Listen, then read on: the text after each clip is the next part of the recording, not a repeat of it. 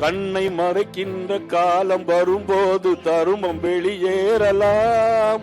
தருமம் அரசாளும் சமயம் வரும்போது தவறு வெளியேறலாம்.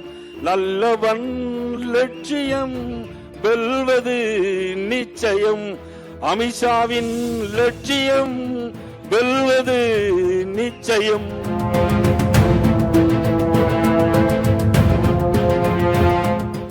தமிழகம் தலை நிமிர தமிழனின் பயணம் என்ற பெயரில் மேற்கொண்ட பிரச்சாரத்தின் நிறைவு விழா புதுக்கோட்டையில் நடைபெற்ற போது பேசிய பாஜக மாநில தலைவர் நயினார் நாகேந்திரன், திமுக ஆட்சியில் எங்கும் பயமாக இருப்பதாகவும் அதற்கு காரணம் எங்கும் போதைப் பொருள் மயமாக இருப்பதாகவும் கூறினார். கடந்த 5 ஆண்டு கால திராவிட முன்னேற்ற கழக ஆட்சியில் நாம் எல்லாம் மட்டுமல்ல, உலகெங்கும் வாழும் தமிழர்கள் அனைத்து பேருக்கும் வீட்டில் இருக்கும் போதும் பயம். வீட்டில் சென்றவர்கள் திரும்பி வருவார்களா என்று சொன்னால் அதிலும் பயம். வெளியே செல்லவும் பயம். எங்கும் பயம். காரணம் எங்கும் போதைப் பொருளுடைய மயம். இதுதான் திமுக ஆட்சியுடைய சுய நலம். கொலைகள், கொள்ளைகள், கற்பழிப்புகள் அனைத்தும் இந்த ஆட்சியில் நடைபெறுகிறது. யார் செய்கிறார்கள் என்று சொன்னால் அனைத்தையும் செய்வது திமுகவை சேர்ந்தவர்களை செய்கிறார்கள். திமுக அமைச்சர்கள் பெண்களை மதிக்க தெரியாமல் ஏளனமாக பேசுவதாக கூறிய நயினார் நாகேந்திரன், எம்ஜிஆர் பாடல் பாடி தமிழ்நாட்டில் ஆட்சி மாற்றம் வரும் என்றார். திமுகவை சேர்ந்த அமைச்சர்கள் பெண்களை தவறாக பேசுகிறார்கள். திமுகவை சேர்ந்த அமைச்சர்கள் பெண்களை ஏளனமாக பேசுகிறார்கள். விழுப்புரத்தில் ஒரு அமைச்சர் பெண்களை பார்த்து நீங்கள் நின்றால் எவ்வளவு, பத்தால் எவ்வளவு என்று கேட்கக்கூடிய அளவிற்கு தாய்மார்களை மதிக்க தெரியாத ஒரு தரங்கெட்ட அமைச்சர்களாக இன்னைக்கு இருந்து கொண்டிருக்கிறார்கள். கண்ணை மறைக்கின்ற காலம் வரும்போது தருமம் வெளியேறலாம். தருமம் அரசாளும் சமயம் வரும்போது தவறு வெளியேறலாம்.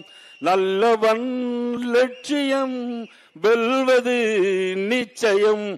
அமித்ஷாவின் லட்சியம் வெல்வது நிச்சயம். இதனைத் தொடர்ந்து பேசிய பாஜக முன்னாள் மாநில தலைவர் அண்ணாமலை, தமிழ்நாட்டில் ஒவ்வொரு ரேஷன் அட்டை மீதான கடனும் 4 லட்சம் ரூபாய்க்கு மேல் அதிகரித்திருப்பதாகவும் திமுக அரசு வாங்கியிருக்கும் கடனை நமது சந்ததியினர்தான் உழைத்து கட்ட வேண்டிய நிலை இருப்பதாகவும் கூறினார். 22ல 0 பொங்கலுக்கு 1 ரூபா கொடுக்கல. 2023 எவ்வளவு கொடுத்தீங்க? 1000 ரூபாய். 2024 எவ்வளவு கொடுத்தீங்க? 1000 ரூபாய். 2025 எவ்வளவு கொடுத்தீங்க? 0. 2026 எவ்வளவு கொடுக்கறதா சொல்லிருக்கீங்க? 3000. மொத்தமா 5000 ரூபாயை கொடுத்துட்டு 2.5 லட்சம் ரூபாய் எங்க தலைமையில கடன் வச்சீங்கல்லங்க ஐயா. அதனால தாங்க ஐயா திமுக நீங்க கில்லாடி. வெறும் 5000 ரூபாயை பொங்கல் என்று சொல்லிவிட்டு கொடுத்துவிட்டு 2,50,000 ரூபாய் கடனை ஏற்றி வைத்திருக்கின்றீர்கள். இந்த கடனை திமுக முதலமைச்சர் கட்ட போறது இல்லைங்க ஐயா. நம்முடைய குழந்தைகள் உழைத்து கடனை கட்டணும். நம்முடைய பேர குழந்தைகள் வரை கடனை கட்டணும். தமிழ்நாட்டில் வீதியில் ஒரு பெண் பாதுகாப்பாக நடமாட முடியாத நிலை இருப்பதாகவும் பாதுகாப்பு கொடுக்கும் காவல்துறைக்கே பாதுகாப்பு இல்லை என்றும் அண்ணாமலை குறிப்பிட்டார்.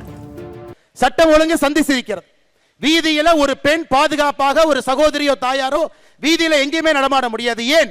நம்மை பாதுகாக்கக்கூடிய காவல்துறைக்கு பாதுகாப்பு இல்லாத ஒரு அவல நிலை தமிழகத்தில் மட்டும்தான். இந்தியாவில் எங்கேயுமே இல்லைங்க, தமிழகத்தில் மட்டும்தான் இருக்கு. பாதுகாப்பு கொடுப்பவங்களுக்கே பாதுகாப்பு இல்லைன்னா இந்த வல்னரபிள் செக்ஷன் என்று சொல்லக்கூடிய நம்முடைய பெண்களாக இருக்கட்டும், குழந்தைகளாக இருக்கட்டும், அவர்கள் தமிழகத்தில் எந்த விதமான பாதுகாப்பு கடந்த 4.5 ஆண்டுகள் நாம் பார்த்திருக்கின்றோம்.